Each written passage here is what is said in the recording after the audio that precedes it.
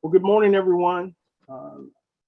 Thank you for coming to this special called board meeting of the Southern Baptist Convention Executive Committee. I'm going to officially call our meeting to order and ask our secretary, Monty Schinkel, if he would call the roll. Brother Monty? Certainly, and I trust that everyone can hear me. John Batts. I'm here. Joshua Bonner. Here. Stacy Bramlett. Here. David Bryan. Here. Todd Burgess. Here. Daniel Carr. Daniel Carr. I will come back to those who don't immediately answer. They may be trying to join us or whatever the case might be. Sharon Carty. Here. Brian Cloys. Here. Archelina Coates. Archelina. Tim Cox. Here. Marcella Crenshaw. Marcella. Eric Cummins. Eric Cummins. Chris Dickerson. Chris Dickerson. Connie Dixon. Here. Molly Duddleston.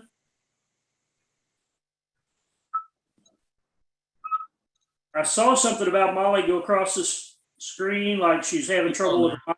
Molly, are you here? She is. Jonathan, she's here. Okay, I'll come back. Chris Dupree. Chris Dupree. Dwight Easler. Here. Michael Farmer.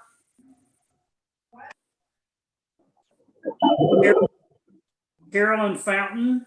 Here. Charles Frazier. Here. Guy Frederick.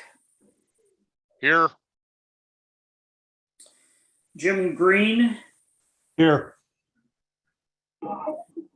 Jim Gregory.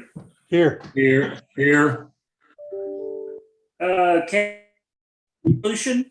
Here. Caleb. I'm here. I'm so sorry, but I'm in a meeting. I'm so sorry.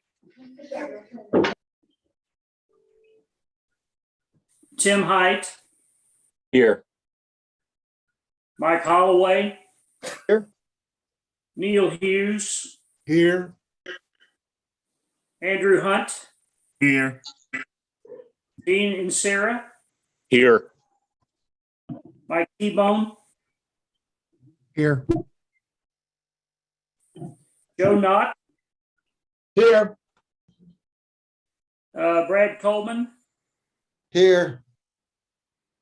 Alan Kroger. Here. Dan Lanier.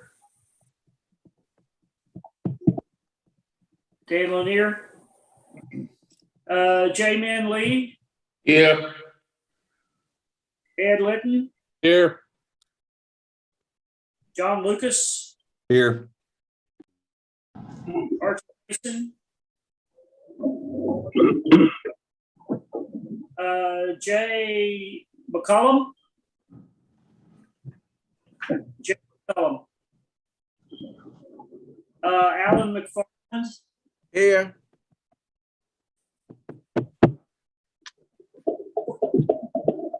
Jeremy Morton. Here. Thank you. All right, good. Ted Murphy. Here. Micah Nix. Here. Harold Phillips.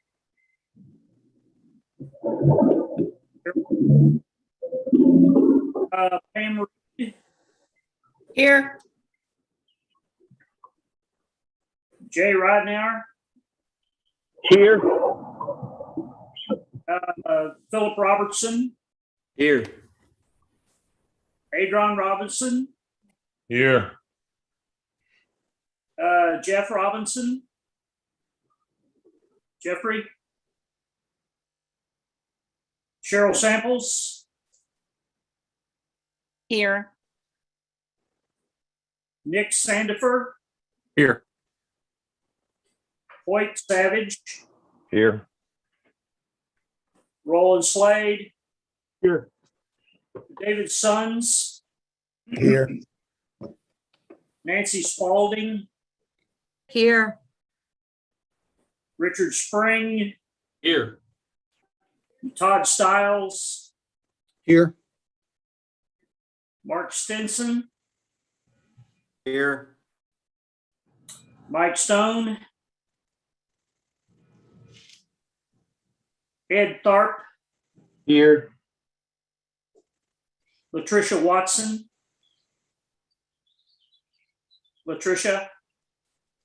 Jared Wellman, Here.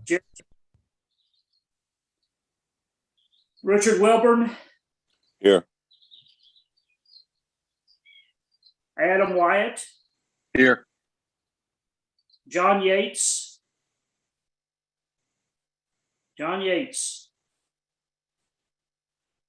Lawrence Yu. Here.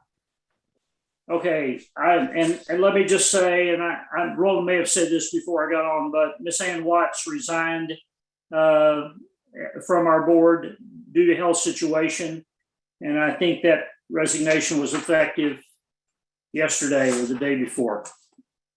Let me go over those who I did not hear reply. Daniel Carr, Archelina Coates, Marcella Crenshaw,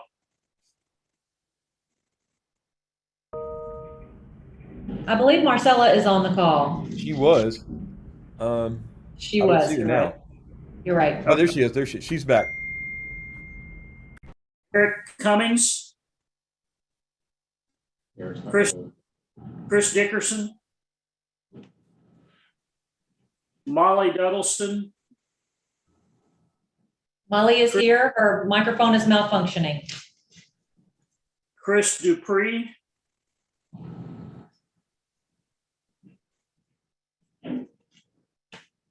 Michael Farmer, Dan Lanier,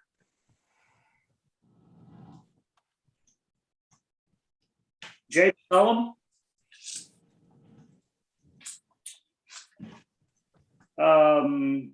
Harold Phillips, Jeffrey Robinson, Mike Stone, Present. Latricia Watson, Jared, I see you now. Jared Wellman, Yes, I'm here. John Yates. I'm here. Okay. That's a quorum. All right, thank you, Brother Monty. Did you get Latricia on as here? Let's see. Yeah, no, I did not. I didn't hear her voice. She is on the call. If any of you are doubtful about whether or not I got you, send a text to Amy. She's not very busy right now. Okay. All righty. Before we go on to item 3, which is to review and adopt our agenda, I'd like to open us in a word of prayer. I don't believe that we should do business without first going to the Lord. So, Lord, we come to you this morning, knowing, Lord, that you have ordained this day.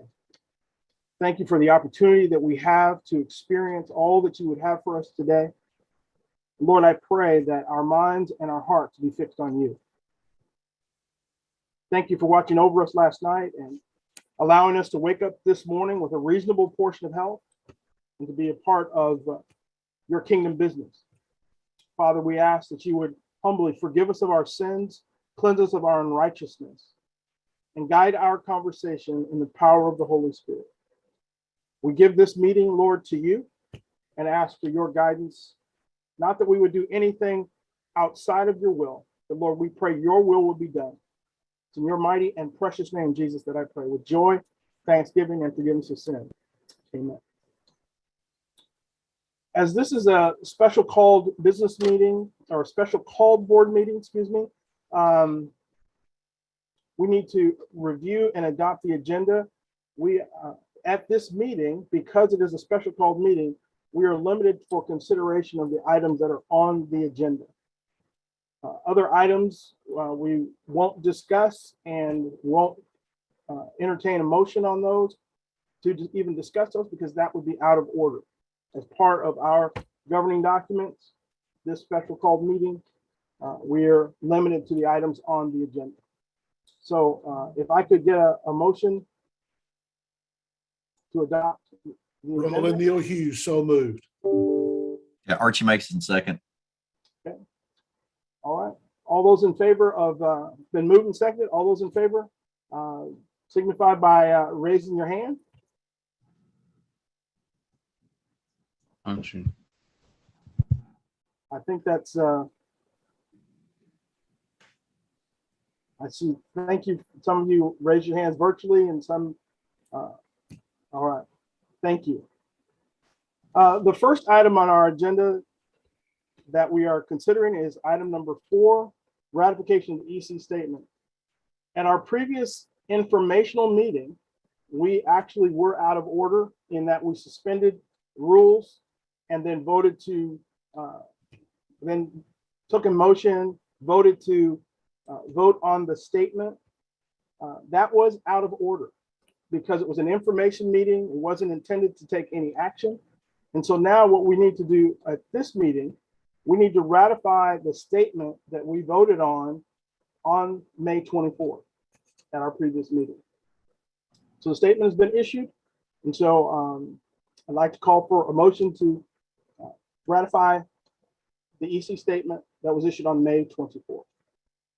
So Motion. Roland, I have- Adrian Robinson is giving the motion. Mark Stinson is the second.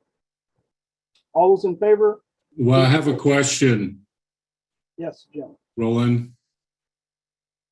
If the meeting is indeed was out of order, as I suggested last week, what are we actually ratifying? If it was out of order then, whatever we did was out of order, everything's moot. So what are we actually doing right now in ratifying something?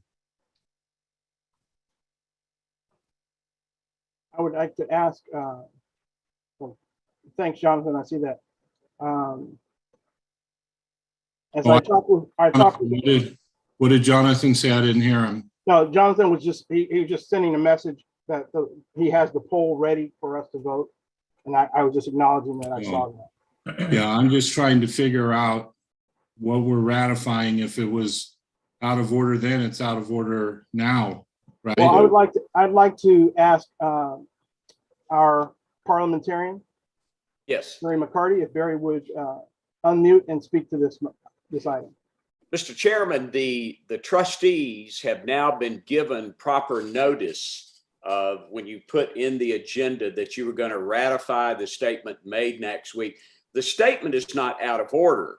It was simply that you could not adopt that last week as the official statement of the EC. But the statement is in order and it was placed on this special agenda. And so essentially the motion is to approve the statement that was presented to you last week. So today now the statement's already been issued. The chairman and the CEO, interim CEO, I mean, they can release that statement under their own names in their own offices, but the chairman is now asking the trustees to officially, as a part of the record, to make that released statement the official statement of the EC trustees. And so today that requires simply a majority vote for you to ratify that statement and to make it, for the record, the official statement of the EC. That's what's being presented to you. Thank you, Brother Barry.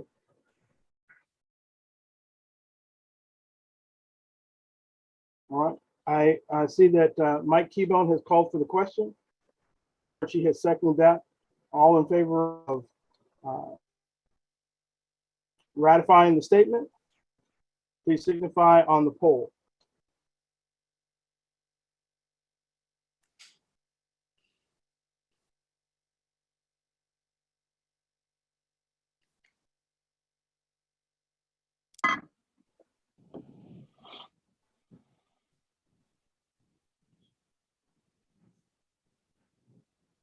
Mr. Chairman, Yes, Brother Joe. while we are waiting, and I don't want to delay anything, I would like my vote. I voted against it, and I would like that to be recorded in the minutes, please. All right, the results of the poll is 92% for, 6% against, and there were 2% abstentions. And for the record, Joe Knott has voted against. Thank you, sir. All right, thank you. Now, item number 5 on our agenda, items for consideration. And I'm going to ask the chair of our Finance and Convention Finances and Stewardship Development, Archie Mason, to speak to these recommendations. Yes, sir. Thank you, Mr. Chair. Hey, we have 3 recommendations that we are making today that's coming from the finance team, coming to you as trustees. All 3 of these recommendations were unanimous from our finance team that we're making today. They do come from a standing committee. They do not require a second. We are going to take them one at a time. And so if possible, we'll take item 1 first. I'll let Miss Amy, if she can, share the screen. I'll read through the recommendation. And if we do get a motion to accept this recommendation, then I'm going to ask if Dr. Willie would like to speak to it, and also that Bill Towns would like to give details of it, and then we will open it up for discussion. Okay. And so, Amy, if you can, I think you're on the front page. If you'll just go ahead and scroll back to that second page on that actual language that we see. Let me read through this. Okay. Again, as I stated, this is a unanimous recommendation. And so if it does get a motion to be received, to be accepted, I'm going to ask Dr. Willie if he'd like to speak to it, and then Bill Towns to give details, and then we'll go into discussion. So here we go. Okay. Recommendation number 1.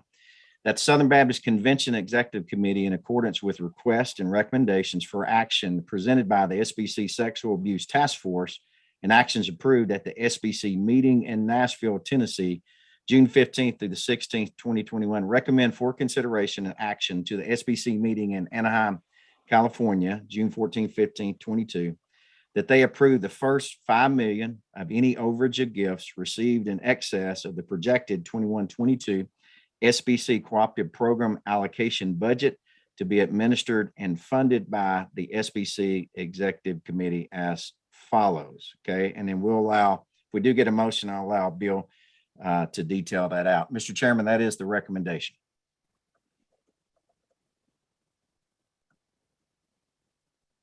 Mr. Chairman, you want to call for a motion on that? Sorry about that, Archie. I was trying to unmute quickly.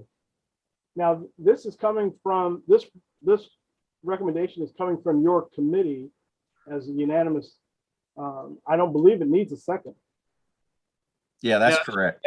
That is, their recommendation is a main motion. So that's the pending matter for the trustees to consider just now.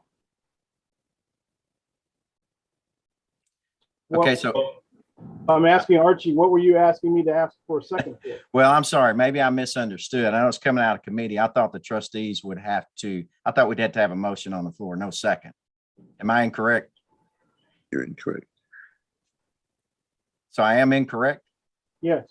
Okay, great. Sorry. I'm showing my ignorance in that. I No, apologize. no problem. No problem. Okay. Well, then I'm going to ask if Dr. Willie, if he will, if you'd like to address this very quickly, and then also Bill to detail, and then we'll go into discussion. I'd be glad to. Thank you, Brother Archie, for bringing that unanimous recommendation from the Finance and Stewardship Committee. What a joy it is to be able to serve Southern Baptists and to be able to steward the cooperative program. And the cooperative program is that fuel that's been given to us to advance the gospel here at home and around the world. And this recommendation simply comes from an action by our messengers at our 2021 annual meeting to put together an investigation on various matters and the funding of that to come through cooperative program. And our task force has submitted recommendations that hopefully all of you have received. And as a part of that recommendation, the recommendation was a specific request that overage from the current year's cooperative program would be utilized to fund the implementation and the initiation of recommendations that are coming from the task force to the messengers of the Southern Baptist Convention. And so our responsibility as staff is to put together recommendations to give to the Finance Committee, and then the Finance Committee thus brings those recommendations to the full trustee board, which is where we're at today. And then the final approval for any recommendation financially rests in the hands of the messengers that gather at the SBC annual meeting. And so we're grateful for Bill Towns. And I'm going to ask that Bill would speak to the language of the motion as well as the bullet points that are contained therein. So Bill, if you do that for us at this time. Absolutely. Willie, thank you so much. Let me just give you a couple of points in context. As we've been walking through these motions, we certainly have been looking at the sort of past precedents of the Executive Committee. Some of you, I know a lot of you from a number of times here at the Executive Committee. I'm currently in my day 94 of my current term in service to the Executive Committee, but collectively I'm in day 3,775. And some of you are close to that number too, I think, in your term. I looked at it this morning. I think this is my 36th EC board meeting, not including all the other committees. So let me first say thank you to you all for giving of your time and service to the Executive. I've seen you deliberate passionately, pray about these matters over the years. And I just want to thank you for all that you all are doing as you move forward on these recommendations and these times that really are, you have just been prayerfully deliberative over. So thank you all for that. In this motion, there's a couple motions that are coming today, and they are all dealing with funding issues. Okay, in response to the SBC actions of last year in Nashville, in response to the guidepost recommendations, in response to the sex abuse task force recommendations, in response to your current needs, what we're seeing as far as the costs that you are experiencing with financial matters. The Finance Committee is meeting every month, has been looking at these things very closely. I've been doing a lot of assessment work behind the scenes with your financial operations, trying to make sure you guys have the funds to sort of meet these needs and meet these exigent matters that are coming forward.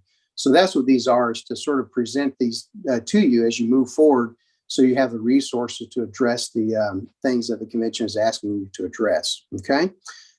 So let me give you an update on the May cooperative program allocation. I think that's probably a good place to start.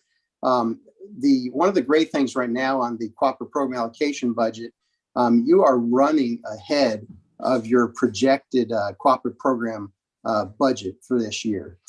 We just finished the May numbers. At the end of May right now, you are running $11.2 million ahead in gifts above what the current projection is. Okay, that means you're 8.89% ahead of your budget projections. All right, so that's really, really good news with all the things that are going on in the economy. And I think you're going to see a little bit of softening in the next several months, but I still think you're going to end the year someplace, around $8 million over your projected cooperative program allocation budget. Okay, so I think I think that's a very positive thing. Where you're at, I think that's a praise the Lord moment. I would tell you too, Lottie Moon Christmas offering. Right now, year to date in May, we're seeing that at a 11.9 million over last year, or 11.4 or 10.44%. So I think that's another really good positive thing to see God's people, the churches, who are just sacrificially giving to support the work of reaching the lost with the gospel of Jesus Christ. So I think those are really, really good things. So let's get into the recommendation. And again, as we walk through these recommendations, I'm going to share my screen again with you all, so you can see the recommendations. We'll go through the bullet points on those. Okay. So this is a request in line with the Sex Abuse Task Force recommendations to look at utilizing some of the overage gifts that we're anticipating in the cooperative program allocation budget. Okay, this has been done twice in the past that I'm aware of.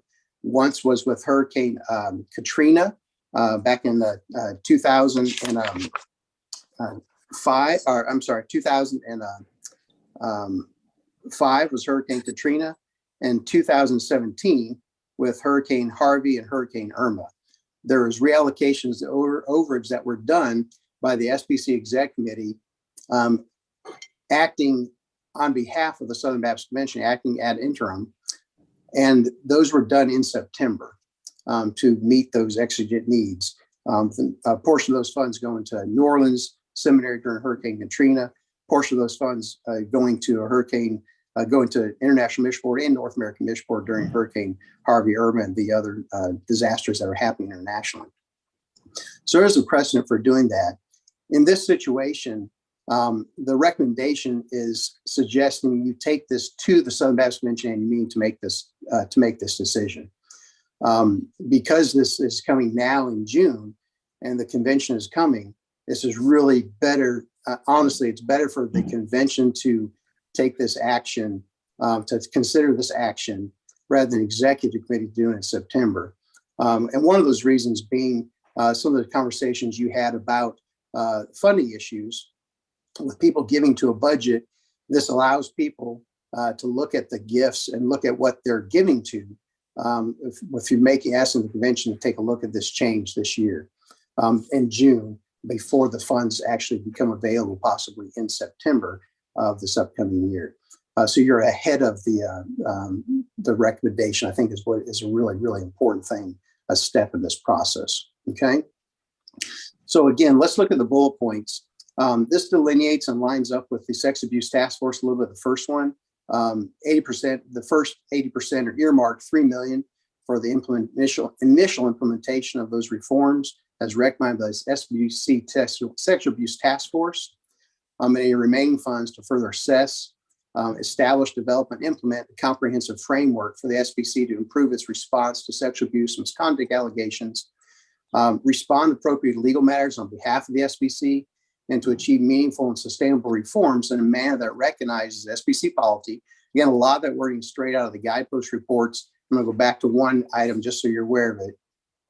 In accordance with the amended and adopted SBC Vision 2025. If you remember last June, the Convention of the Messengers in session added item number 6, strategic action item number 6 to the report, which dealt with prevention of abuse and also eliminate all instances of racial discrimination. You'll see that in the next bullet point.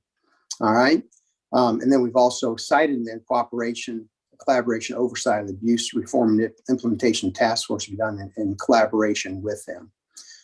So those pieces are all very important in there. I would say if the cooperative program allocation, the overage is $5 million that is available for this, 80% as you do the math is $4 million. The first $3 million earmarked for the request of the Sex Abuse Task Force. The other $1 million will be set aside. And the language here is to you are having Bradley assess a lot of different things and working on, just for instance, the list Bradley has been working very hard on that. So that could be made publicly available. And also you have to have some funds to respond appropriately to legal matters on behalf of the Southern Baptist Convention. Southern Baptist Convention is the executive committee is the one that responds on those legal matters in case the Southern Baptist Convention is sued in some form or fashion, or has been over the years. So those are important. The other thing that's important to note in that sex abuse task force recommendation, there are a number of other recommendations that are included in there that are above and beyond that $3 million that they sort of highlighted for some of those specific things that they'll have to detail out further for you all. But there are a number, probably about 10 different recommendations in it that all will require expenditures on behalf of the exec committee, and that provides that additional funding.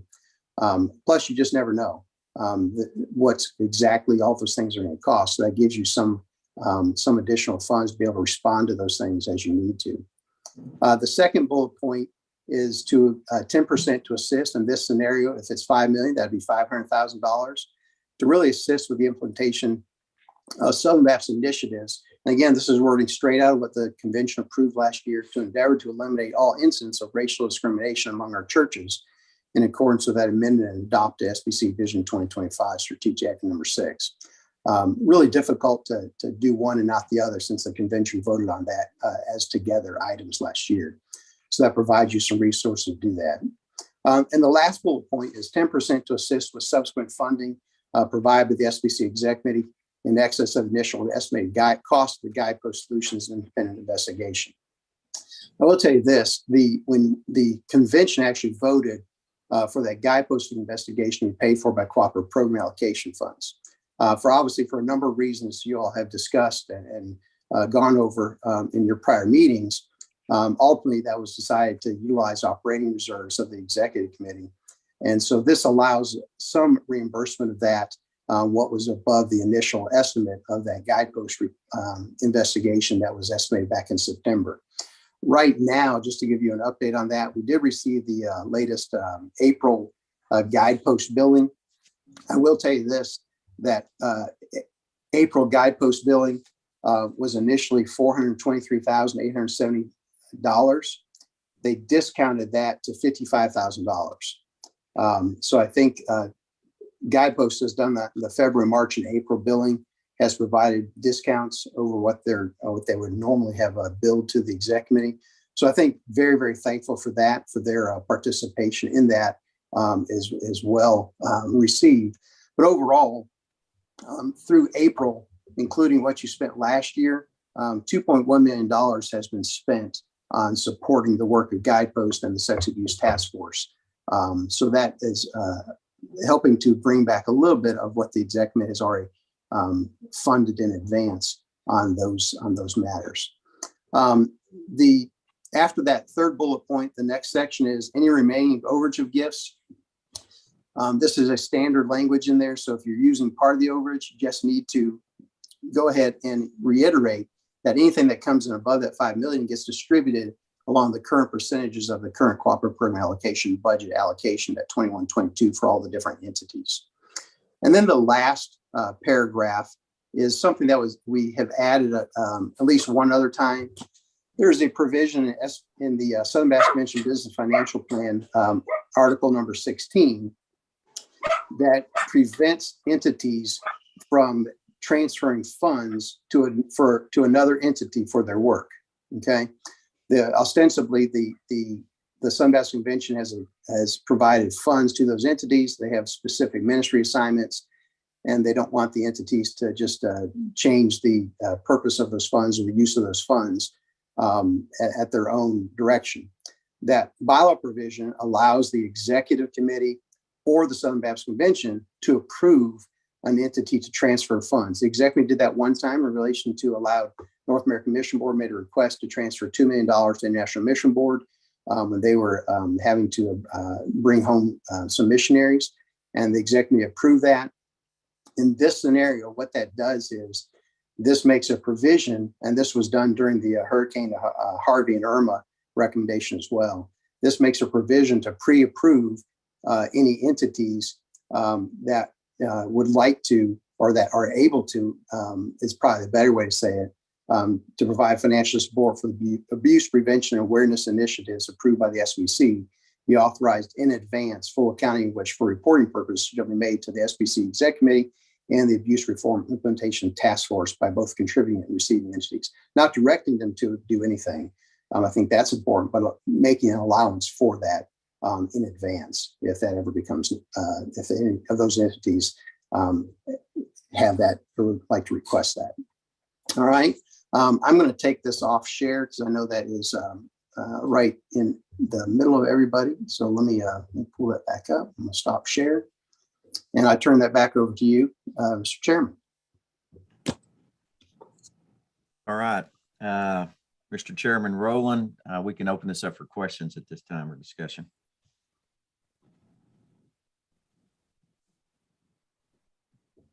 I do have a question.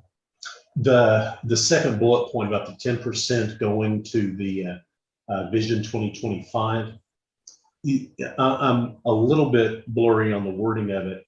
Is that for the entire Vision 2025 will receive 10%, or only item number 6 that will receive the 10%? Right. Just item number 6.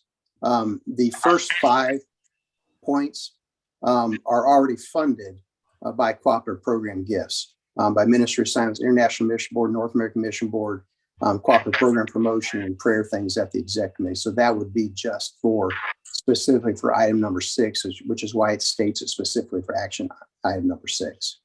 So that changes the overage provision we made in Nashville a year ago, which that was that there would be I think a 10% overage would go to the entire Vision 2025 plan. This reverts that just to item number 6. Yes, that is correct. That is a change that would occur with this recommendation. Mm-hmm.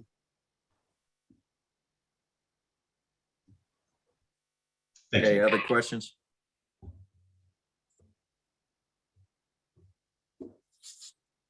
This is John Betts. I had 2 questions. One of them, can you, maybe I missed it, and I apologize if I missed it in the process, but I'm a little unclear why we're, to the previous point, why we're making the adjustment to only focus on item number 6 instead of the whole thing that was approved by the messenger. Can you speak to that one first? Yeah, I can speak to that.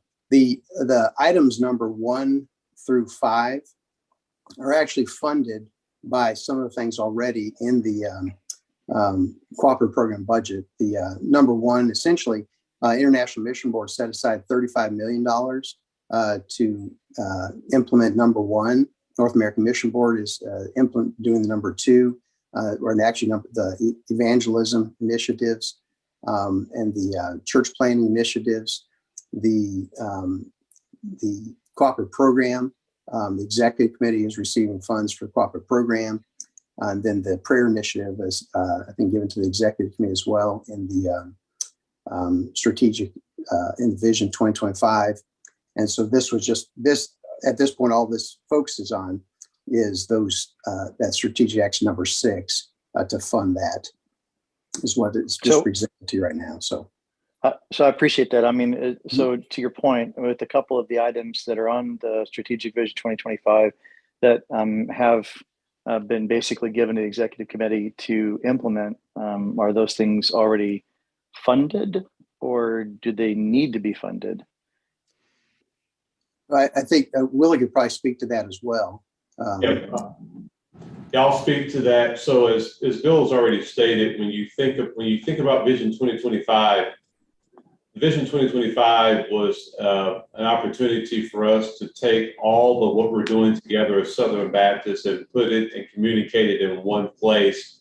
And as Bill has already stated, the International Mission Board has the responsibility and have accepted that responsibility, and in fact gave us the goal for action point number 1. So the International Mission Board is funding that through their cooperative program budget. And of course, Bill has already mentioned about how the North American Mission Board is funding the church planning efforts. At the Executive Committee, the cooperative program is our responsibility as a part of a ministry assignment. And so Baptists have already, in terms of just promoting cooperative program, we have budget resources for that.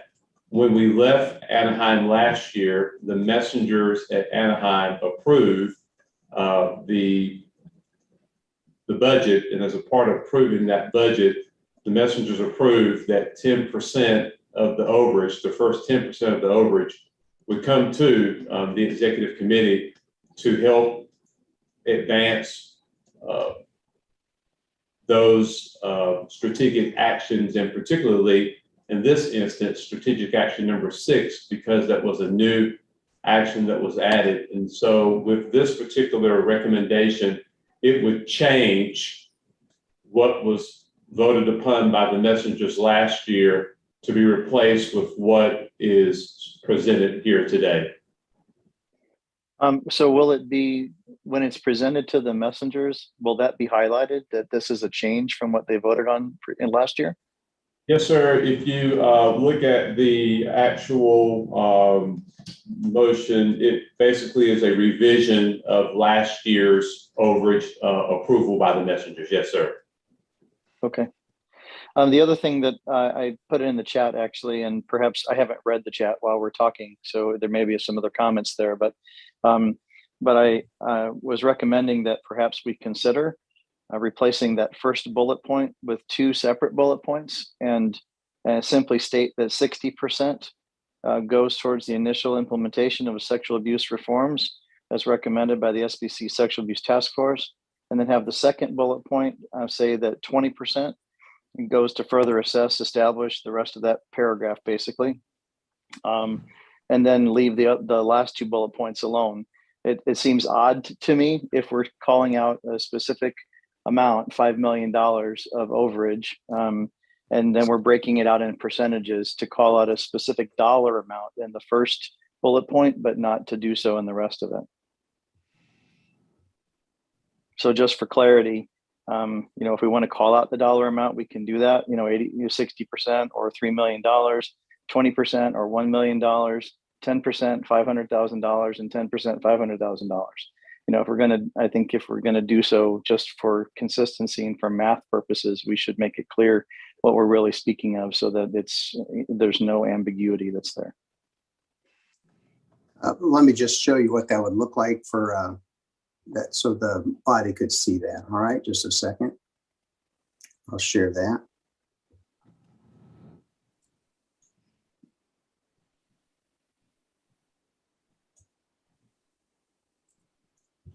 This is what that would look like. 60% to provide $3 million for the initial implementation of sex abuse reforms as recommended, and then 20% for that next section there. Does it make sense?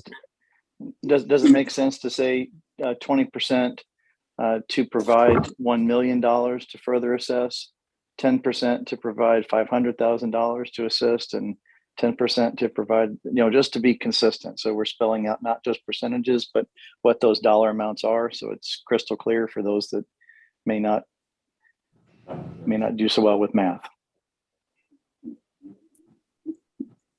Yeah, I think that's a clear way to do it. I think it's the consistency, I think, is probably important too. You could remove the $3 million for the first one, just put 60%. Or just either way, however you guys would prefer to do it. I think I think I would be honest with you. I wish I would have thought about just breaking those 2 bullet points out, because I think it's a good idea, but that's up to you all. But whatever you guys decide on that, that's up to recommendation from you all. That would look like, if you did that, that would then look like, I'll just show you what that would look like.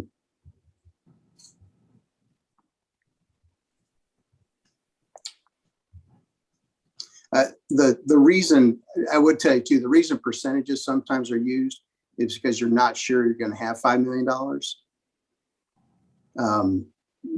You could have $4 million.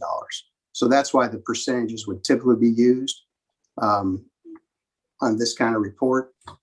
Yeah, and it's fine to me if we just stick with percentage, with percentages, if that's the intent. My concern is that if you list the $3 million specifically, then it could be, it could be that, well, what happens if we only have $3 million of overage? Does that mean that it all goes there and then none of the other things get funded, or does it break down into percentages? But then if it does, then we're not providing $3 million. So, I think we just need to be consistent, that we're either going to, we're either guaranteeing $5 million of allocation, or we're going to guarantee percentages. And, and I think, again, it just goes down to consistency and how we're doing that so that it's crystal clear what people are voting on. Yeah, I think so. Just for clarity, I think the reason we had the $3 million in there initially in that combined bullet point was just to highlight that $3 million would be earmarked to tie into the sex abuse task force recommendations. But I think in this scenario, breaking those out into 2 bullet points, 60% to provide for that initial implementation, 20% to further assess. I think that's probably a good way to do it across the board, Yes, because you're not sure if you're going to have a full $5 million or not. So it probably is I would think this is probably a better presentation of this. But I'll leave that up for you guys to look at. Mr. Chairman, would you ask if Trustee Batts is pleased with the text as it has been put on the screen by Mr. Towns?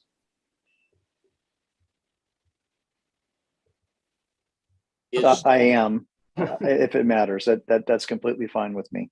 So the question is, the version of the text that you see on the screen, this is the amendment that you're proposing? Yes, sir. Okay. Mr. Chairman, then everyone has on the screen now the amendment being proposed by Trustee Batts. So if there's a second to that, then the trustees can discuss that amendment. There is a second, and the second came from Philip Robertson. So I have a question, if that's possible. Since this came from the Finance Committee, can we get Archie's take on this before we start discussing? Yes. So Archie, do you, what's your take on this? Do you see this as a friendly amendment to your recommendation? I'd probably say so. The only issue with the 3 million is we were trying to be very specific of what was coming out of the recommendations from the Sex Abuse Task Force. That's why we listed that in there in that complete total amount. We, felt like it was good to make it known that from the finance team that we recognize that recommendation coming from the Sex Abuse Task Force. That's why that was in there. Now, I do see the legitimacy of breaking it out, in the percentages. I understand that, and I see that, and I probably lean into, Bill Towns, his advice on that, stating that it could be even, better. But again, specifically so that the messengers would see and know that we're making a recommendation to do everything we can, and specifically stating that 3 million out. That's why that number was in there. So I receive it as friendly. I'm okay with that. Again, as long as it comes across, we understand that, that recommendation has been made, it was pointed out, and two of the recommendations from the Sex Abuse Task Force, that's to all the entities, that's to everybody. The recommendation was from the task force for 3 million in overage. Well, Archie, this is Bill. So do you want to put the amounts in each one of them? Just put 60% or $3 million, 20%, or $1 million, 10%, or 500,000? Just put those consistently. Would that be a better way to, because that is a valid point on those things. Personally, I'd probably rather have the amounts in there instead of the percentages, which could which states the amounts, but we may need to have an addition. I don't know, depending on if there's $5 million in overage, I don't know how to word that or say that. Well, I mean, the math's going to play out based on percentage no matter what, right? Maybe if you said to provide up to $3 million, 20% to provide up to $1 million, and if you just add the up to, then that basically covers you in the event that you don't have $5 million overage.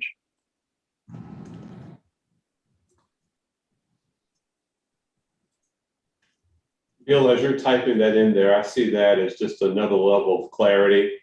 And you never go wrong when you have a higher level of clarity. Some people process percentages, but the vast majority of folks process real dollars. That's a good point. Bill, Neil Hughes here. Before you leave the bullets, go back up to the top bullet because you have provide in there twice.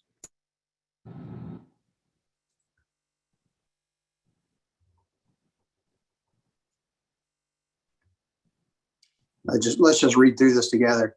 60% to provide up to $3 million for initial implementation. The next one say 20% to provide up to $1 million to further assess. Then the next one, 10% to provide up to $500,000 to further assist with implementation. And then the last bullet point, 10% to provide up to $500,000 to further assist with subsequent funding. Okay. Well, we can get rid of the furthers here if you prefer. Well, that's just wordsmithing. Let me move those. Mr. Chairman. Okay. Yes, Guy Frederick. Yeah, I just want to raise one question. What if the messengers decide that they don't care for this allocation? Where do we stand at that point? And that's at that point, we would ask for, I'm sure they would make them, if they're going to not accept this particular allocation, then the messengers would give us direction on how we would do it. It's ultimately up to the messengers. So we're going to make this recommendation. They could come back with a different allocation or a different way to do it. This is just our recommendation as executive committee. It ultimately will remain with, and we've got to be clear that we understand that the ultimate decision remains with the messenger. Yeah, thank you for clarifying that. The reason I asked that is because in my travels and in my proceedings, I'm finding an awful lot of messengers that are really rather unhappy about the fact that we're spending this level of millions of dollars in legal fees and things, and they're not always friendly or on board with that. Now, the messengers that show up at convention may be a different element there, but that's just what I've been hearing from a lot of people I've talked to.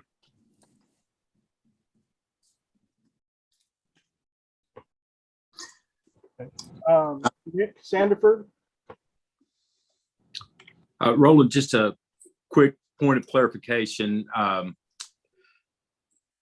I'm assuming priority is given by bullet point, but there's nothing given as to what is it going to be. 60% is given to one bucket, 20% to another bucket, 10% to another, or is one bucket going to be filled first and then it overflows from that? Just wondering about that. Is the $3 million going to be fully funded at first, or is it going to be funded percentage-wise as we go? That's one question. And then I did have one clarifying comment, or possibly clarifying. Right. So I can speak to that real quick. So basically the way this is, you have an X pot of money. You'll have, if you have $5 million that goes in one bucket, you split that bucket up, 60% of that to this, 20% to this, 10%, 10%. So it's not a prioritized thing in this order. These are all at a share, just like you would with the cooperative growing allocation budget percentage allocations. Right. Yeah. The question was just if we only have $4 million of overage, that's where we wouldn't be funding the task force recommendation fully at that point. That is just the point of clarification, just to make sure we're on the same page. Yes, that's correct. Well, Nick, also the goal would be we will know by September 1, give or take, what those actual overage dollars will be. And we'll be able to make an adjustment if we need to at that point. But I'm pretty confident that based off of our current trends, we'll end the year prayerfully at least with 8 million in overage. Okay, thank you. The other thing that I just want to clarify, if I remember the Vision 2025 goals, all of the monies that were being set aside to accomplish those by the INB, by NAM, were banking on overage. So to say that that money has been set aside in current dollars is probably not a clear communication. I do think that they were all banking on overage, and if we're going to take the overage, then that money might not be there. I'm not saying that should determine how we vote. I just want to make sure that everyone does understand that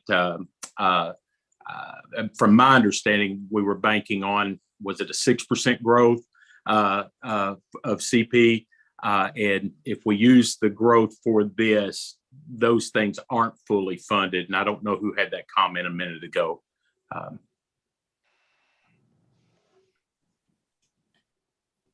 Hey, Mr. Chair, too, I know there's one other question that's in the chat that we have from there's Jim actually Gregory, two coming up. but also too with Nick, just, and it's a good point, but also just a reminder to everyone, okay? You know, the recommendations coming out of the Sex Abuse Task Force are going to the messengers. We got that, but they did state in those recommendations that went public, $3 million coming out of the overage. And so I don't know if you grasp all that, but that was their recommendation that all the entities would be involved in that. So Nick has a great point, and we've talked about this several times in regard to that. So good point, Nick. Thanks.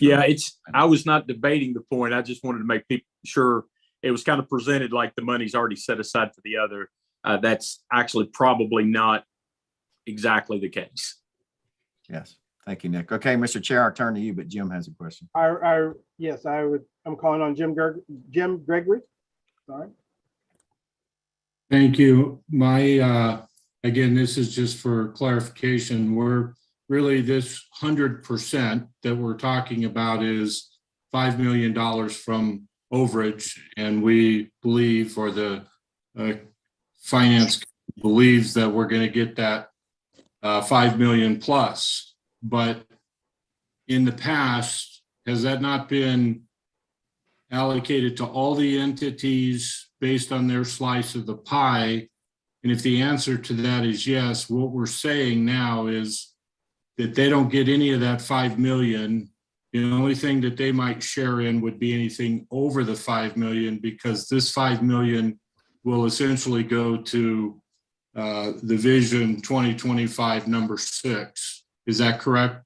The first 5 million goes there before any more overage is allocated out anywhere else or distributed to any other pieces of the pie. Am I correct in that? Yes, Jim, that is a correct assessment of what this recommendation would do. And that's exactly what was done back in 2005 and 2017 as well, that the Executive Committee did. But in this situation, it's being presented to the SBC messengers so they can vote on this. This is a lot more money, but that notwithstanding, are the entity heads on board with not taking anything from the cookie jar until after 5 million has gone to this? Because they're on hold until we get past the 5 million. Have we spoken to them and they're all on board with that?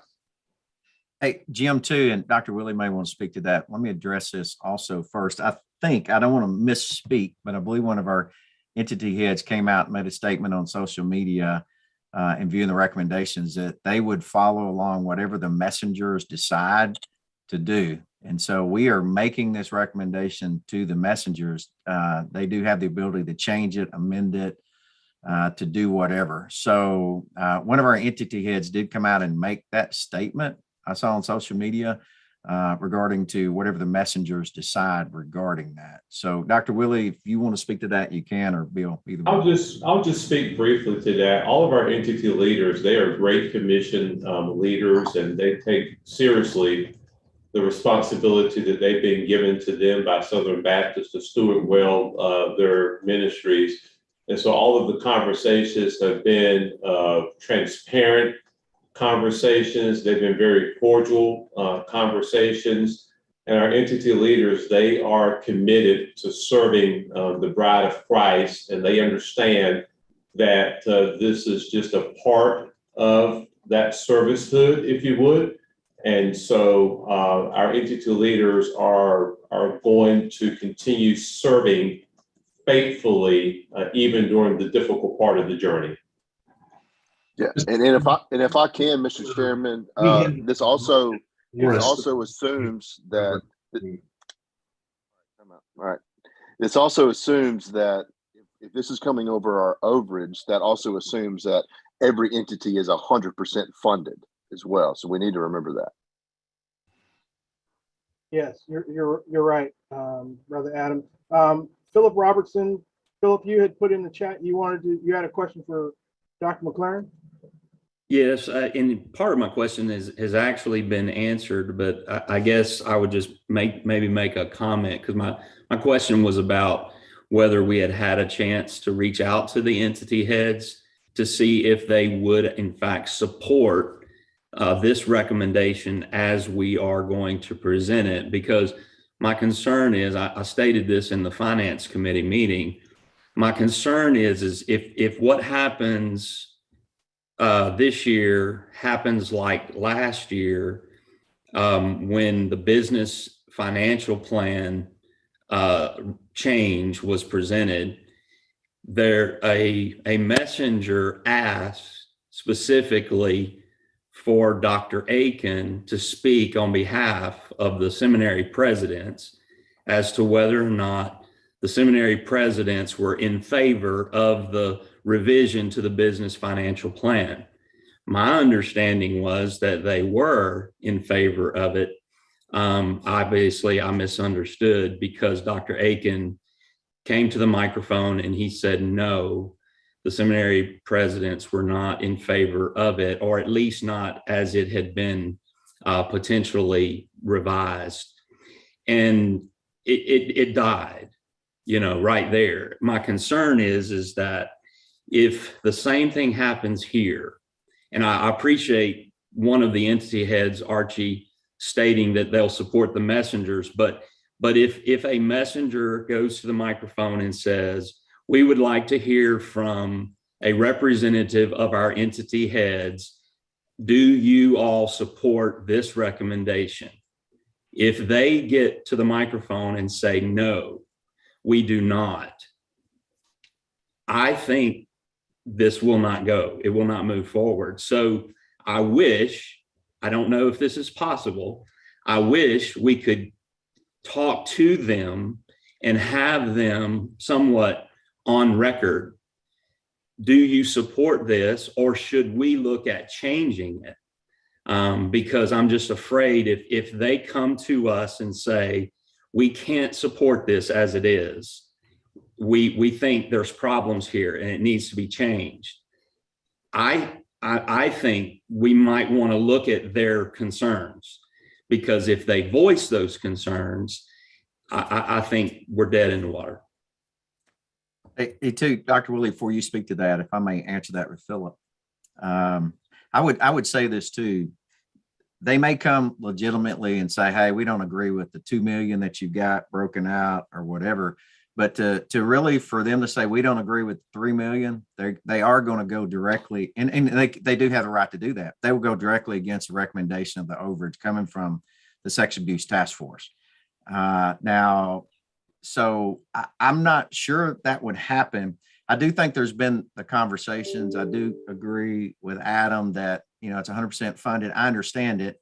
I would also just like to remind all of us, and to anyone who's watching this live stream, we decided as an EC team too, and we know it's all cooperative program money, and that's the only funding the EC has, but we've spent operating reserves paying for this so far for the investigation and legality stuff that's surrounding that. And so now it's really coming across the board. So Philip, I understand what you're stating, that, and Dr. Willie has stated, you know, they're kingdom minded. We may get there and there could be a change to this recommendation on the floor, and the messengers will have the complete right to do that. I would just probably go on record to state, I really believe everybody will come together, or maybe there's a better solution than all of us, these 60 some odd trustees we have here or whatever, that they've got a better solution to this than we do of how this is to be funded. So I just want to make that statement. Dr. Willie, you want to address that? I think you said it well, Brother Archie. You know, the thing that I'm constantly reminded of is that the only resources that we have, at least I'm aware of, are the faithful gifts that come through our churches through the cooperative program.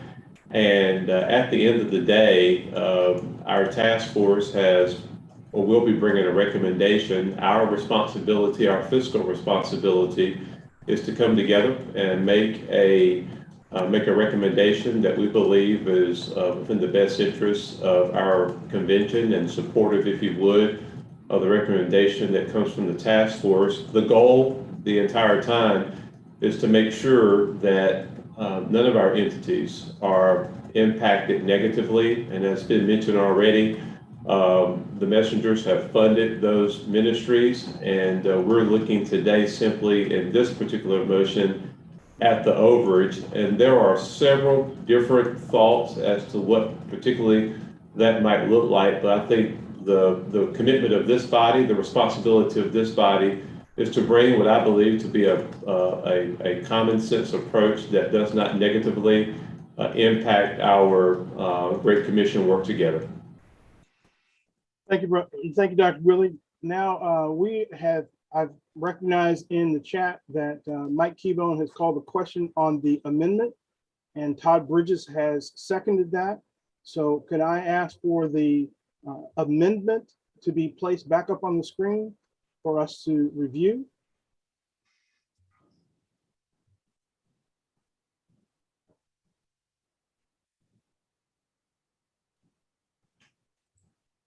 So the first thing we need to do is to vote on this amendment, and you see you'll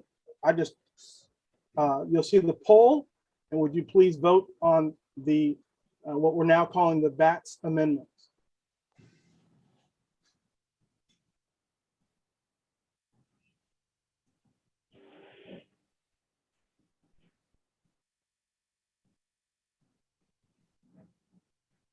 You would bear with us just for a moment.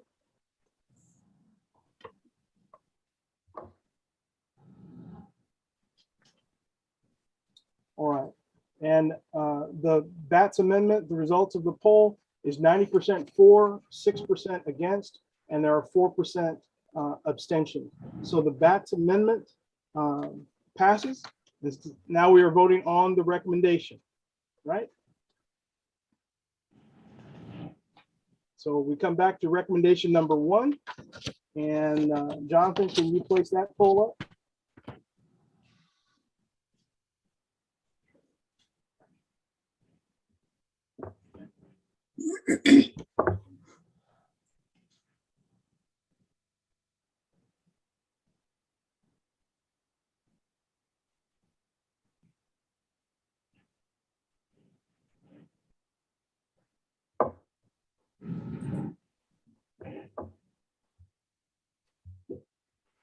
And the results of recommendation number 1. Results of this vote is 88% for, 8% against, and 4% abstaining. So the recommendation number 1 passes as amended. All right, Archie, recommendation number 2.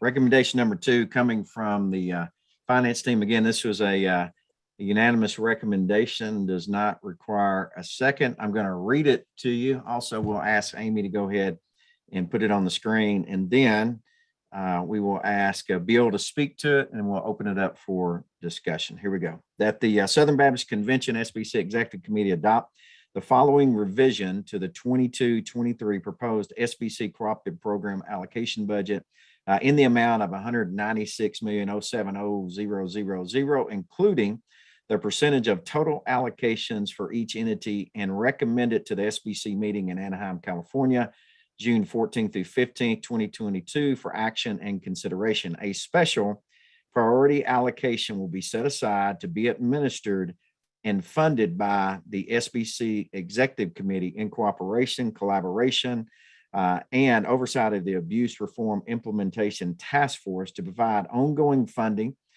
to assess, establish, develop, and implement a comprehensive framework for the SBC to improve its response to sexual abuse and misconduct allegations, respond appropriately to legal matters on behalf of the SBC, and to achieve meaningful, sustainable reforms to prayerfully endeavor to eliminate all incidents of sexual abuse among our churches in a manner that recognizes SBC polity. If we can, Bill, I'm going to ask you to go ahead and speak to that.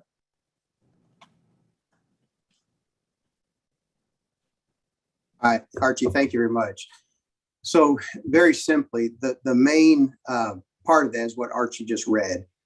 This is you currently have made you made a decision in February on our budget to recommend for 2022-23 to the Southern Baptist Convention in June. This is a revision to what has already been published. That's in the SBC book reports. And this will be a recommendation that you will have to bring to the convention to replace what has been already, what is recommended initially in February. It's a replacement in February. All the percentages and all of those things are the same on this budget. The difference is in that $4 million number in the special priority allocation. So the recommendation you just made is for the initial funding of the moving forward on those items that have been requested. This is for ongoing or continuation of funding. So this $4 million would be set aside as noted in that first paragraph for those matters. And this $4 million would be off the top. It would be priority funding. It would not be after the fact. It would be actually priority funding every month, where you would take that $4 million, divide that by 12, and that amount would be made available each month based on the cooperative allocation budget. Now, I will tell you, this moves this overall total above the guidelines that the exec committee has utilized for years in projecting a cooperative program allocation budget. Okay, now that's your right. The guidelines are set by the exec committee, so for staff to help direct the work of the staff, the guidelines and policies. So, but this is changing that and moving the number higher than what the last completed fiscal year budget request was. So those dollar amounts, based on what's happening with the cooperative allocation budget right now, I don't see that you're in any danger of not reaching that goal, that $196 million, but this would make that $4 million priority budget, priority line item. The last part of this recommendation is in the overage here as well. And so, this was the finance committee talked about this, and they left this in place, this recommendation that, again, this tells the initial 50% of the overage, any overage above that 196 million, the initial 50% of that is used to support these ongoing efforts, and with the remaining allocated in align with the percentages for the different entities in that budget. Okay. And that is, I think it's a lot, and it's that simple in the presentation format. I'm going to stop sharing on that. I see in the chat, John Batts has a question. John, would you voice your question?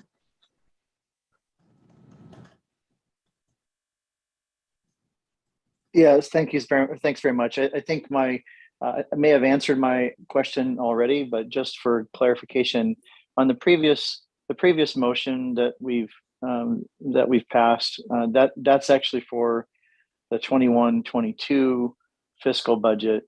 And this motion is moving forward for the 22-23 fiscal budget. So the allocation of the overage that we're specifying from the first motion doesn't really truly impact the second motion. The second motion is for ongoing funding in the future budget. And I just want to make sure I'm clear on that. Yes, sir. You're clear. Okay, thank you very much. I appreciate the clarification. Are there any other questions?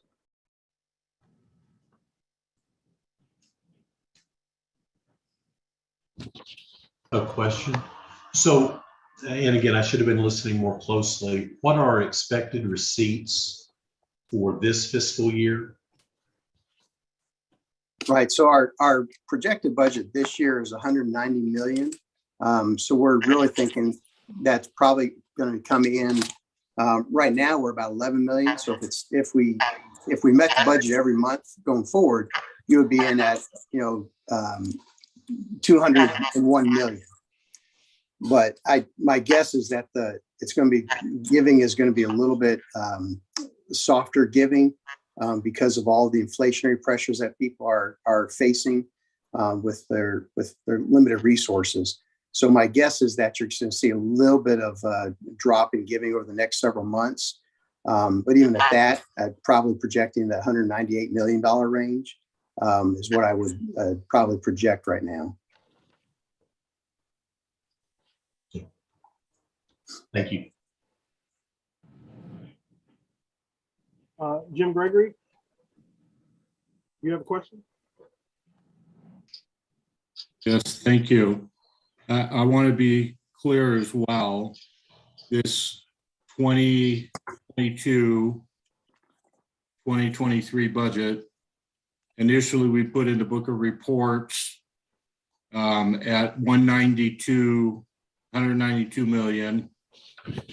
And now we want to add 4 million to that for the priority allocation, which is establishing a fund to do what? To pay potential lawsuits, or what will that 4 million actually be for? That's one part of the question.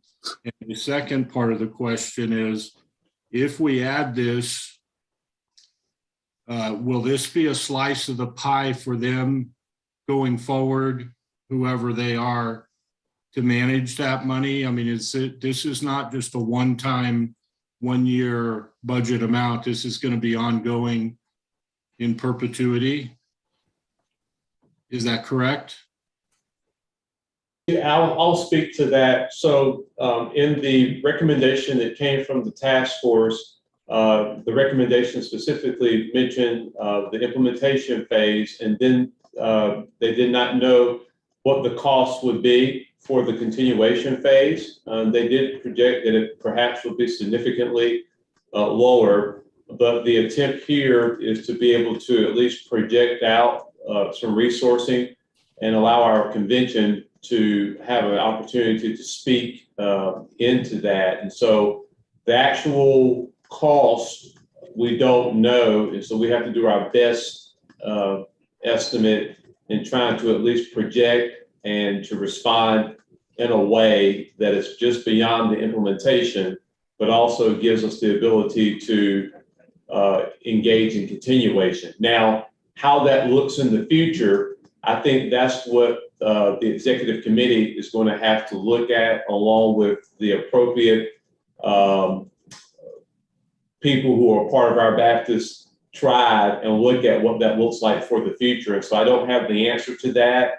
I think as a part of the task force's recommendation, there's going to be a group that's going to be able to help give guidance as to what the future will look like. So I can't speak to that accurately.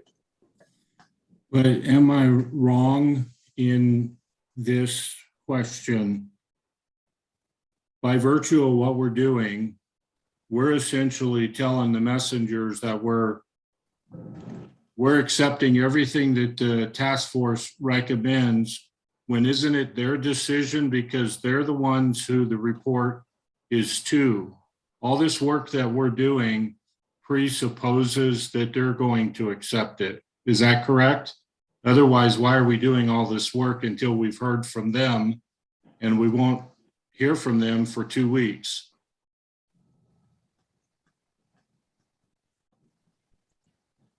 Yeah, Brother Jim, the executive committee has always had the responsibility of providing budgets and also providing revisions of budgets. And so as an executive committee, we have to do due diligence and be prepared.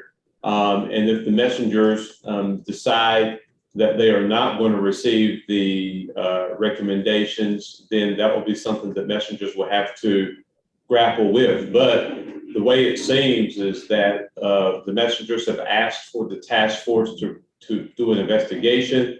They've asked for them to bring those recommendations back. And so the wise and prudent posture for us as an executive committee is to be prepared with at least some type of recommendation that we bring forth to the messengers. And ultimately, as Chairman Slade has so clearly stated, the ultimate decision rests in the messengers who gather at that annual meeting. So this is good work. This is godly work. And I believe that this is a part of our stewardship of kingdom resources. Hey, Mr. Chairman? Thank Call you. the for that. question. We did have a call for the question. Mr. Chairman? Yes, I'm trying to get to, I was just trying to not cut anybody off. Neil Hughes has called for the question of this on recommendation number 2. We've had a second by Mike Keybone, and we've also had a second from Adrian Robinson. So I guess that's really a third. So I'd like to call for the poll to be placed up and for us to vote on recommendation number 2. Point of order. Let's see. Let me. Point of order, Brother Roland. Yes. It's Dave Bryan. I don't think we can vote on the motion. We have to vote on, are we ready? Are we going to ask the question? Yes. Are we ready? I'm sorry. We are not voting on the motion. We're voting on being ready to vote. We have to do things right. We have to do it in order. Mr. Chairman. I don't mean to be difficult. Mr. Chairman? Mr. Chairman, if you wish, you could ask, is there any objection to proceeding to an immediate vote? You could take that by general consent. Okay. Is there? Gotcha. Thank you. Thank you, Barry. Is there any objection to going to vote? Yes. I would like to say, I know Guy can't, he's Okay, not. Jim, I need to, Guy wants to be recognized. So I recognize Guy before you. Please. Go ahead, Guy. Am I recognized? All right. Yes, you are. Here's my problem is we are about to vote on funding something at the level of an SBC entity that absolutely seems to have sole jurisdiction over everything that happens in our convention with no oversight, no boundaries, no whatever. And part of the whole process is including into this whole venture, the law firm itself is a payee that made the recommendation, assisted with making the recommendation. It seems to me like we're kind of chasing our tail and maybe biting off something in perpetuity that we ought not bite off. Hey, let me just real quick to answer his question. In all these recommendations, these funds are set aside to be administered and funded by the executive committee. That recommendation is in there very, very importantly, because the executive committee is the organization that acts on behalf of the convention when it's not in place. The president of the executive serves as the treasurer of the Southern Baptist Convention. So these funds are allocated and set aside for these specific purposes, but they have to follow, they have to be administered by the executive committee and funded by the executive committee, following the guidelines that are established by the executive committee board members, following the accounting guidelines, auditing purposes. Because you're right, there has to be some protections and control over the funds. It's got to be done decently and in order. And that's what those wordings are in there, to make sure that all the provisions of the business financial plan and everything else are still in place in the use of those funds, Jim. Just to add to that comment, a piece of that. So I understand the oversight role of the executive committee. That's essentially my point. We are now adding future funding that is going to be placed into an entity level task force without the oversight. We're prior funding whatever efforts that task force seems to want to use or run with. And I'm just not sure that's the wisest thing we can do.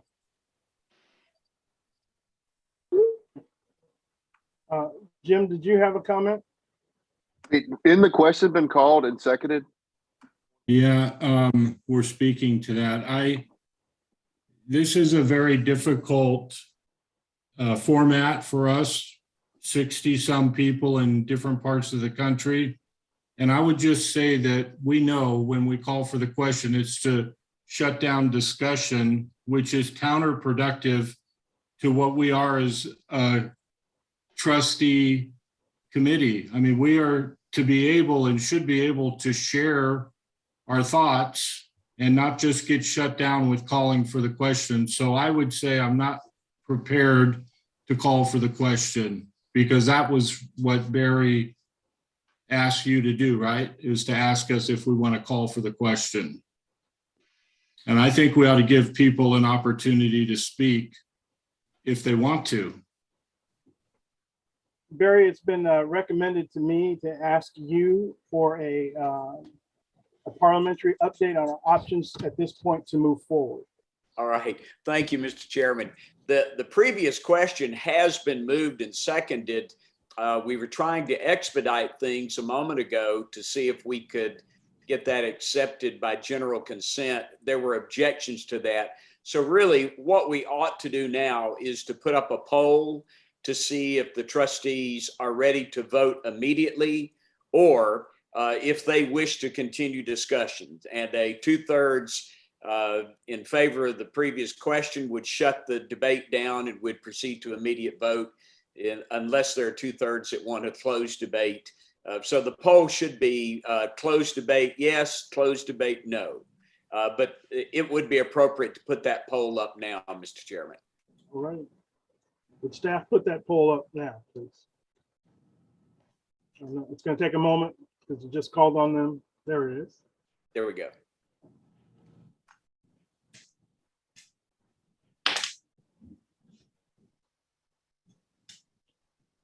And Brother Barry, we need on this, you say we need a 2/3 vote. Am I correct?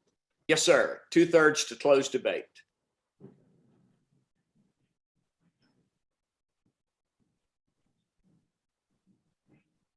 And you have it. And we have it. So the question is now on the adoption of recommendation number 2. So the poll to call the question was 85% for, 15% against. And now the next poll, please.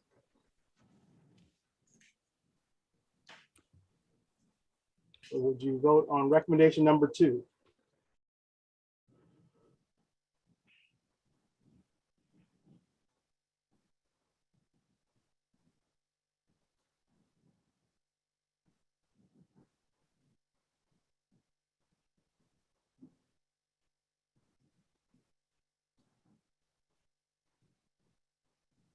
And the result of the poll is on recommendation number 2, for 82%, against 18%, and there were 0 abstentions. So recommendation number 2 also passes. Now, recommendation number 3. Yes, sir. Thank you, Mr. Chairman. Recommendation number 3, again, coming out of finance, was unanimous. And so I'll ask if Bill will just go ahead, or Amy, and put it up on the screen. I'll read it and then we can have discussion.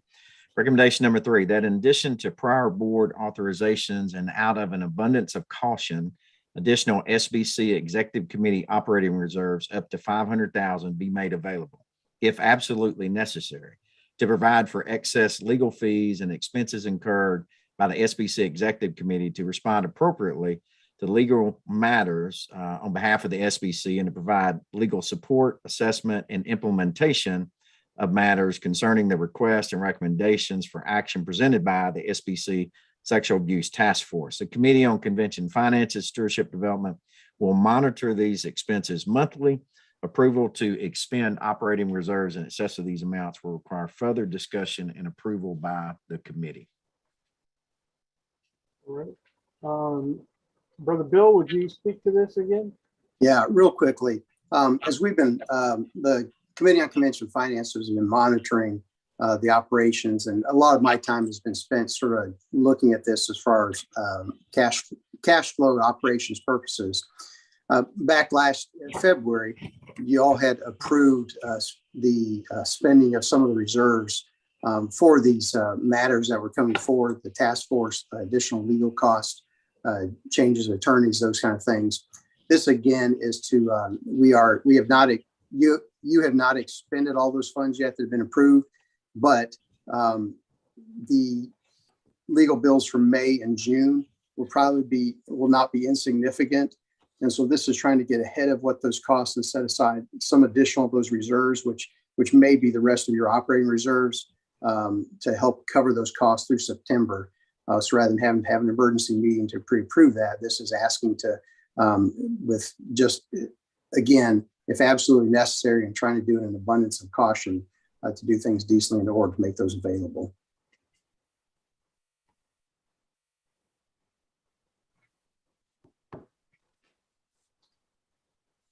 All right. Is there, again, is there any discussion over this item? I do have a question, Roland. Okay, Jim? So far now, we've allocated $9 million, 5 in overage and the 4 extra. Now we're asking for another $500,000, which will put us at 9.5. What happens if we run out of reserves, which Bill just told us the last 2 months, April and May, are not going to be cheap. That's going to be significant. We don't even know what that number is. How do we plan to pay for this when we are out of reserves? How do we keep paying for this? So Jim, I could try to answer that question just real briefly. So the recommendations that you're making to the convention, for the June recommendations, one dealing with the current cooperative allocation budget, and the second dealing with moving forward. Those recommendations do not provide any funding until at least the end of September. Okay, so this recommendation right here tries to make provisions for this next few months that the exec committee has, because again, if you're dealing with legal matters, you have to respond to those, and you have to defend yourself on some of those things that may come against the Southern Baptist Convention. You're tasked with that as well. But this provides to help address those legal costs. And I'll be honest with you, Willie is taking very seriously meeting with the current attorneys to take a look at ways to limit those legal expenses over the next several months as much as possible, to cap those costs where they're managed, because they're not sustainable right now. I think that's probably, everybody realizes that. So those are a number of things that haven't been done that Willie is taking the lead on to make sure happens. We just want to make provision for this. This is a just in case. All right. So we're not saying these funds will be used, not saying they will absolutely have to be used. The goal obviously would try to be with what's already been projected in February, but this is a just in case at this point. And Bill, let me also add, Bill, that this particular recommendation is just taking the existing funds that we already have in our reserves and putting those in a place where we have access to them if we need to accommodate for any future legal costs that may come. Joe Knott, I see your electronic hand up. Yes, sir, Mr. Chairman. Thank you very much. And with all due respect, and I say this extremely humbly, this entire endeavor is terrifying me, and here's why. I speak as a lawyer now. The funds we've been spending thus far for legal fees have been paying our lawyers, and it's been significant. Lawyers are expensive, but that pales in comparison to paying judgments. you pay lawyers so you don't pay judgments. When you lose cases and have judgments to pay, you can be talking about hundreds of millions of dollars.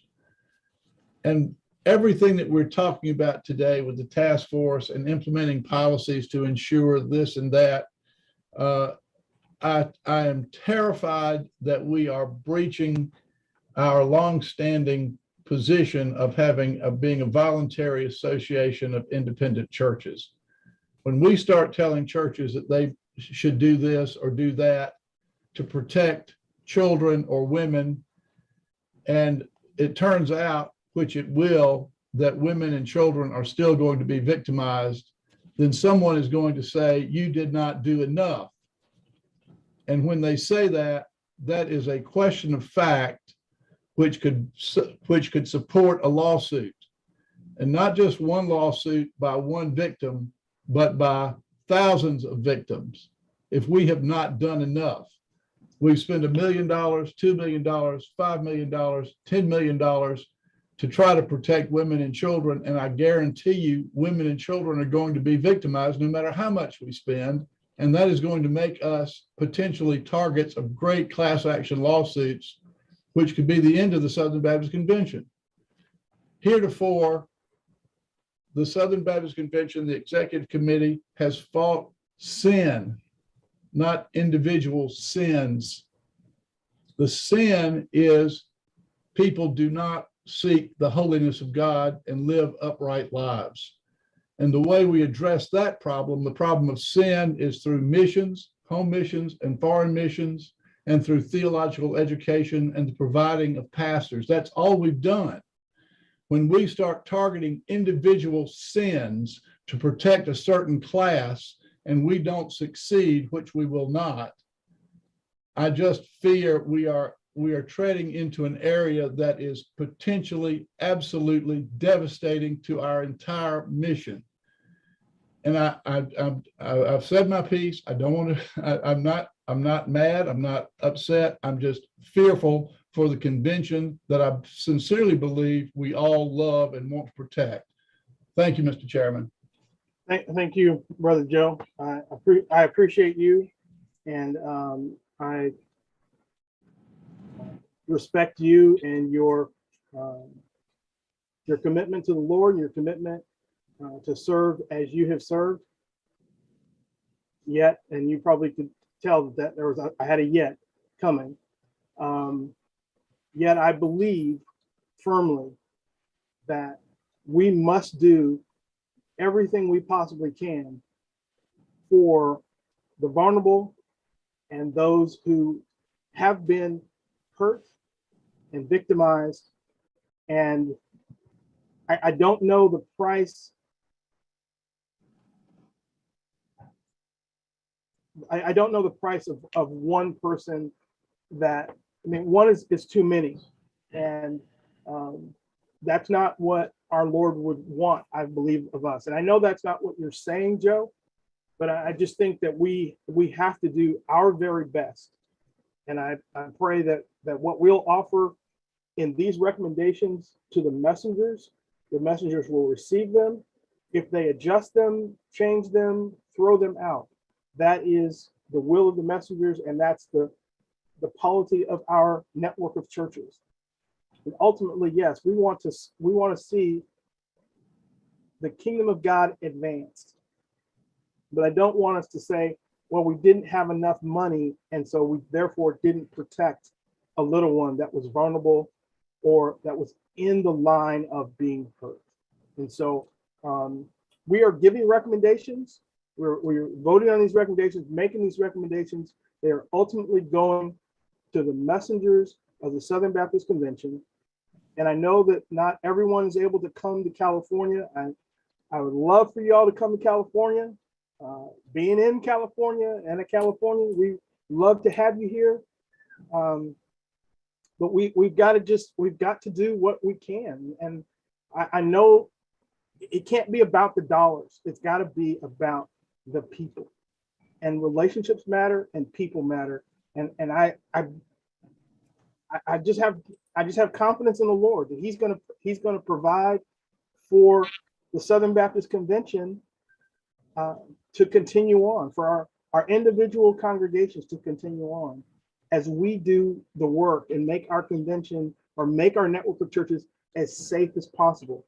And I'm thankful for guys like you, Joe, and your expertise, because you can help us look in an area that I didn't look at, because that's not my training. Each one of us, and that's why I think I'm going to go off a little bit here. That's why I believe as the executive committee, one of the beauties is the fact that we can't all be preachers. We bring in people become executive committee trustees who bring giftedness that is beyond just the preachers and the theology and the oratory skills, but bring legal skills and accounting skills and construction skills, all of that, and it all comes together and works together as the body. And that's what we have to just focus on. So I didn't mean to give a speech or anything, but where are we? We got to vote on recommendation number 3, right? Is that where we are at? Okay. So are we ready to vote on recommendation number 3? All right. Let's see, Pam says yes.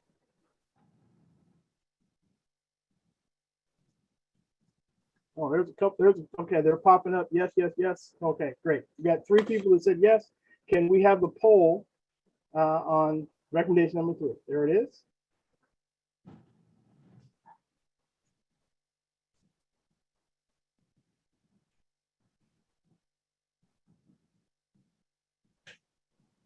And the results of recommendation number 3.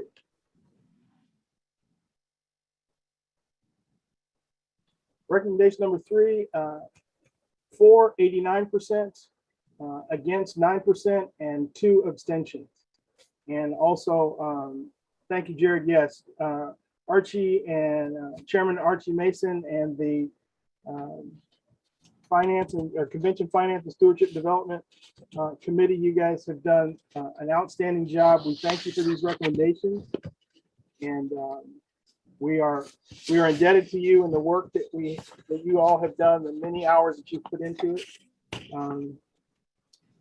I think let me look at my agenda. Wow, the next item on the agenda is a motion to adjourn.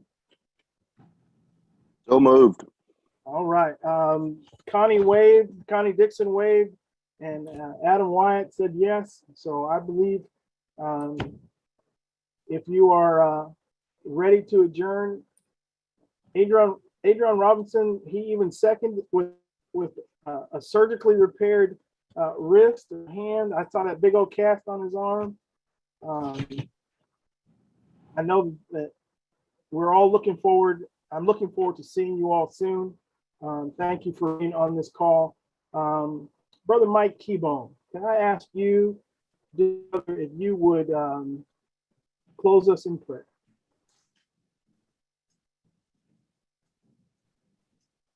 Father God, we come to you today, and Lord, all of us seeking your heart, seeking your will over every step that we take and all the things that are on our plate.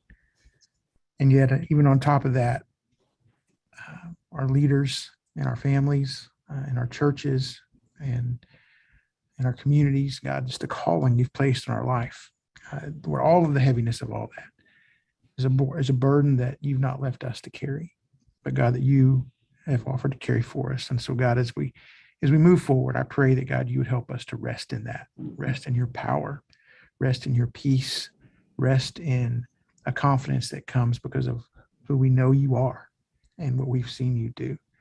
God, this is a path that only you can carry us through. So, God, we trust you and we lean on you for that. So, Lord, we love you. We know that you have all this in your hand, and we can't wait to see what you do with it. Bless my brothers and my sisters here today. In Jesus' name, amen. Thank you, brother.